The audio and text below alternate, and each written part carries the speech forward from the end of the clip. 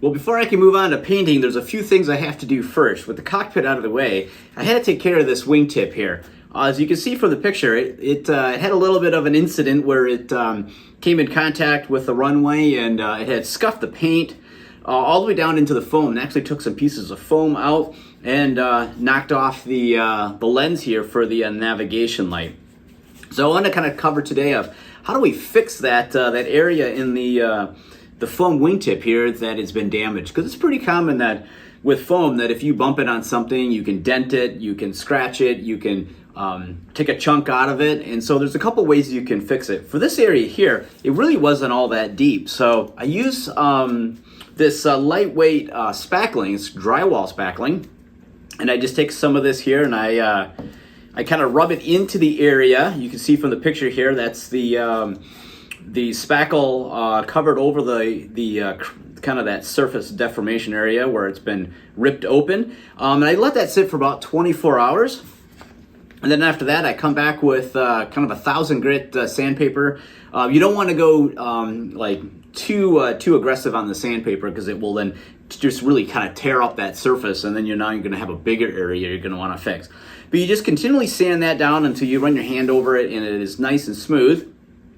And then I go over it and I put 2 layers. I use Kills primer, 2 layers of that. And the reason I'm doing that is for 2 reasons. One, helps really kind of give the area something I can run my hand over and make sure that I got it nice and smooth. Because sometimes it will look smooth, it will kind of feel smooth, but when you put the paint on it, let that cure, you'll notice it's still got some area that doesn't look right. So I use the Kills, kind of go over it a little bit, and then sand it back down, make sure that surface is nice and smooth.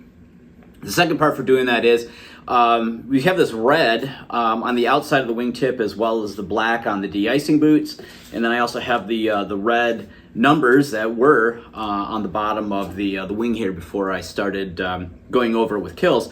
And I also want to do this as a test. I want to see. I did 2 layers of Kills over the top of these surfaces, and then I went over it with a light coat of the Rust-Oleum 2X paint that I'll be using to paint the bottom of the aircraft.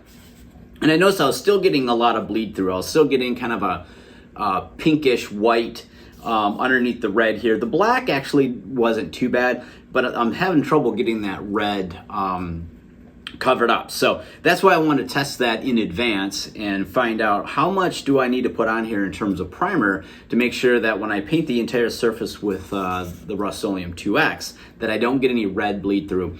And what I found is reds and sometimes blue, mostly red, can be the toughest color to try to cover up with white paint.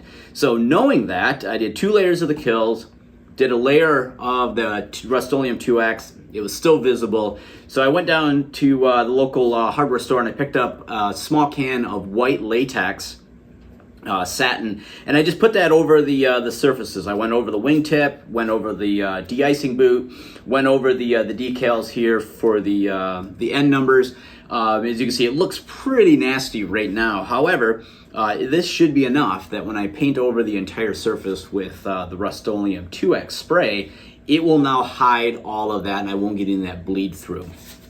I also went through and I painted the leading edges of the wingtips. I did that actually on all the surfaces that I'm going to be painting. That way that when I paint over the top of it, I don't have to try to bring the aerosol can down over the front and end up getting overspray all over the upper surface. So I used that as kind of just a cut in around the edges, and did the same around the trailing edge here of the aileron, and then also down inside the aileron hinge there as well. It just makes it easier that, you know, when I cover everything with white aerosol, it's going to have good coverage down inside those areas as well.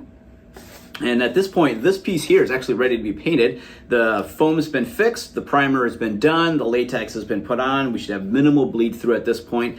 I did go ahead and remove the landing light lens. It had a little bit of black paint on the back side of it that I couldn't get to anyway, so I decided I was going to pry it off, fix that piece of black paint that was on the inside there, and then I will paint the inside this area bright silver. Hand paint the lens, put the lens back on there, and it will be perfectly fine when I get done with it. So If you guys got any questions on how to do some foam repair using the lightweight spackle and then kills as a primer, by all means just leave your comments below and I'll be more than happy to help out. But this is a fantastic way to do repairs on foam. There's a couple of other products out on the market.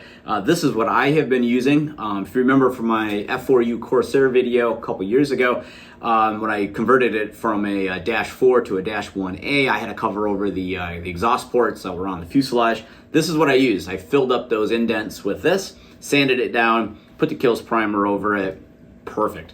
So that covers it for today's episode on the wingtip repair and kind of getting the aircraft ready to paint. The next episode, I'm going to go a little bit more in depth on preparing the rest of the aircraft, kind of cutting in all the surfaces and masking, as well as kind of that final step before we go down and throw some paint on this aircraft.